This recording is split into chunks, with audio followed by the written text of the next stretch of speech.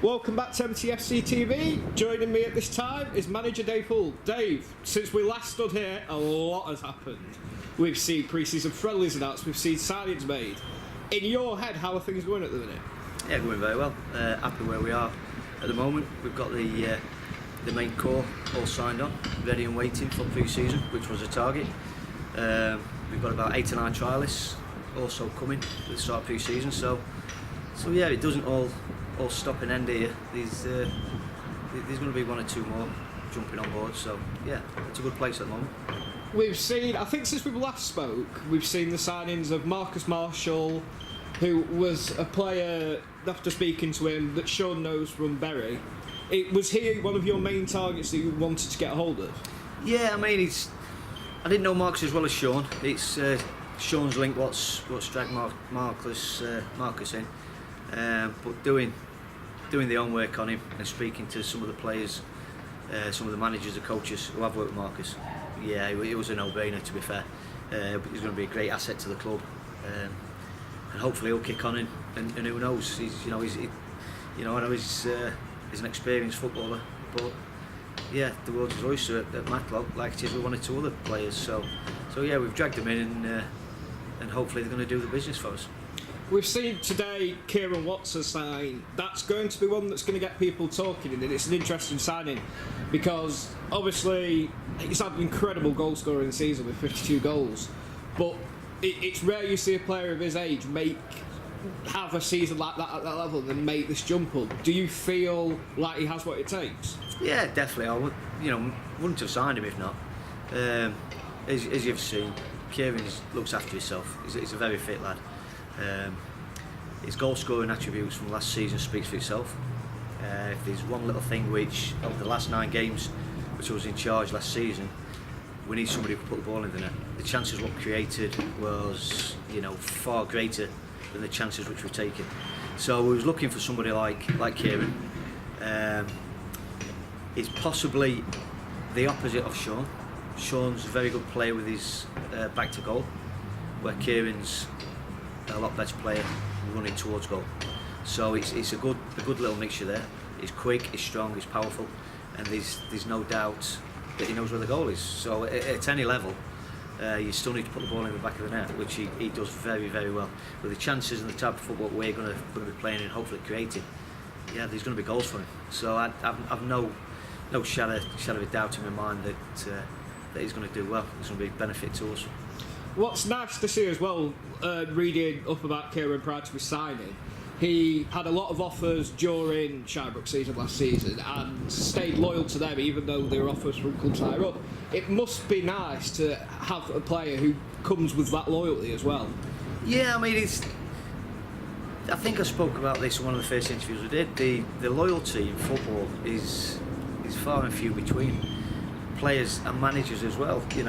We're fortunate here at Matlock that we're recruiting the type of players that wants to be here. Like I said, it's not all about the money. You only have to look around at the setup, the backroom staff, the committee, everybody who's volunteers got a paid part in the running of Matlock, right down to myself. We're here because we want to be here, and the loyalty is something what me and Sean are really big on. We need players what's going to be here.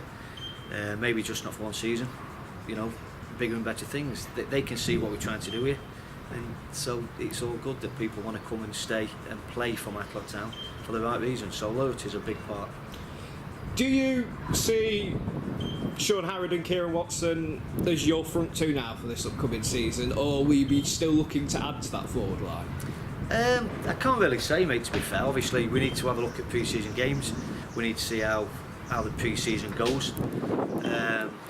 But yeah, there may be 1 or 2 coming in. Not 100% sure at the moment what the starting line will be. It'd be harsh on the players to say who was the front runners and whatever. So it's a squad, the squad's as strong as it's going to be at the start of the season. Competition for places is going to be very, very well. It's going to be very hard, which is great for any footballer as an individual and as a club. So yeah, we'll pick the strongest side at the start of the season, which I feel will do the job. You've got a lot of moving parts going on at the minute, and I believe it's not long until the lads return to pre-season training with the running boots on, I presume, football's favourite time of the season. Are you excited to finally get the lads out on the field and see what they can do as a collective? Yeah, I mean, it's the pre-season part of it is first and foremost. It's all about individuals. You know, you've got to. The lads have been keeping themselves fit out of pre-season. I know that for a fact. Pre-season about what they need to get out of it. If they run the body to the max, that'll give them every single opportunity to be picked for the squad, picked for the opening game or for the first game of pre-season. So it's not all going to be about running shoes and off you go, because we've got a lot of football to be played. So it's going to be a good combine. Don't get me wrong, pre-season's always hard. It was never a favourite of mine when I was playing, but yeah, once again, another cliche. You only get out of it what you put in it. So yeah, they'll be up and running. To ask a question that I've had from a lot of fans and I can't answer, but to put it to you, what's happening with the goalkeeper situation? Have we had any movement on that? Yeah, we're just waiting on 1 or 2 phone calls. We've got a keeper in mind. Like I said, Richard's going to be invited down. Richard Walton. We've got a young lad from Chesterfield FC who will be coming down. So there's nothing in stone at the moment. So I know there'll be 1 or 2 questions being asked about the keeper, like there was the striker. But it's all in hand. We've had the announcement of the academy side going to China since we last spoke as well, and since then they've been drawn in a group that sees the Fiji under-16 national side and 13-time FA Cup winners Arsenal FC. Is that something you will be keeping an eye on? Yeah, definitely. It's a great opportunity for the academy and the development side. And it just goes to show how the club's going forward. You probably ask yourself how many other non-league academies will be doing going to Shanghai for a week on a pre-season tournament. I'm led to believe that they're not just playing in front of hundreds. I believe it's going to be thousands. The stadiums are going to be fantastic stadiums. It's a bit of a trek out there, which we all know. But if they're going to become professional footballers and they're going to play at the highest level possible, they're going to have to travel. They're going to have to get the kit bags together. They're going to have to do a 13-14 hour round trip.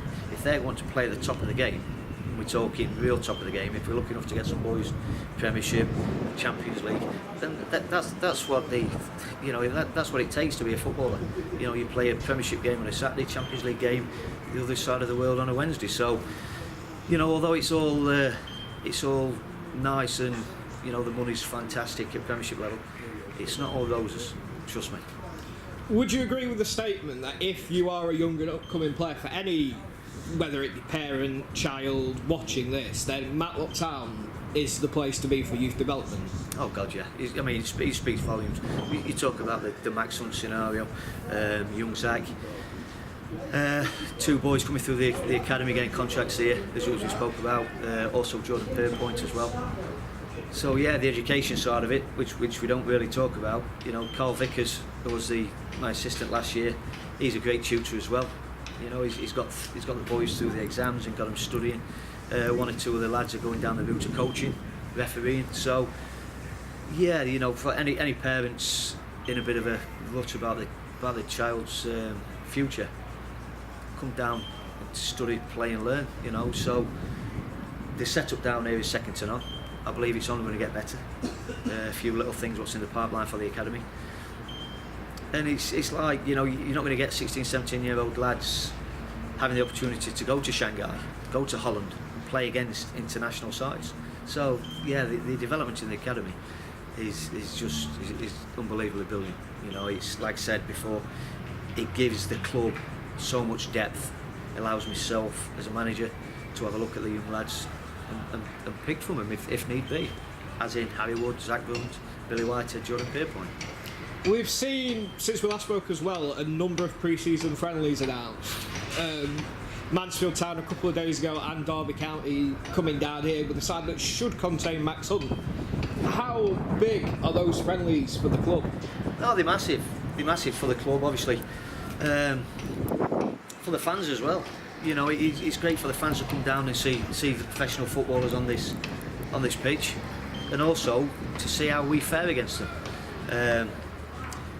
And it gives us opportunity for some of the young boys as well to put themselves on a pedestal. You know, you don't know, like I've always said to the young lads last season, you don't know who's sat in the stand, who's watching. So every single game, you need to be giving absolutely everything you can. It's no secret that about 4 or 5 of the academy boys and also the first team lads have created interest from pro clubs, from higher clubs. So yeah, it's fantastic to get the pro sides down here, and we're grateful for the pros to giving us time to come down here as well. So yeah, we're really looking forward to it. We've seen as well, since we last spoke, Ricardo German has now left Chesterfield FC by what I think was a mutual decision. Is there any update on possibly seeing him in a Matlock Town shirt again? Not at the moment. I've not spoke to Ricky for a while. Obviously it's been really hectic for him. Leaving Chesterfield must have been a difficult decision for both parties. As we all know, Ricky's a great lad, a great footballer. I'll be keeping in touch with Ricky. I think he's, like I said before, he's looking to probably play national league football. But like I said, you know, the door will always be open for players like Ricky. So wish him all the very best, and never say never, to be fair. To finish things off, I've noticed from whether it be talking to supporters, players, and just general people in Matlock, there seems to be a real buzz about the club, and it seems to be, well, what I've put on Twitter as a bit of a revolution, a bit of a fresh start. You must be salivating to get going now after being sat on the sidelines for months because of the summer break. Yeah, it's I won't say I've been sat on the sidelines, to be fair, mate, because it's been never ending. But yeah, hopefully it's all going to pay dividends. And it's like I said, for what's happening at the club, it's going to all be worthwhile. You know, it's hopefully we can bring this style of football at the club, what we produced the last 9 games, continue with it with the extra personnel we've got, the extra little bit of quality what we've got now. Then yeah, you know, we finished, I think it was 14th last season, and that was from, I think it was 21st or 20th when we took over. So that was just in a short space of time. So yeah, let's see what we can do on a full season, playing the way hopefully we can play. Right, thank you very much, David Hoole.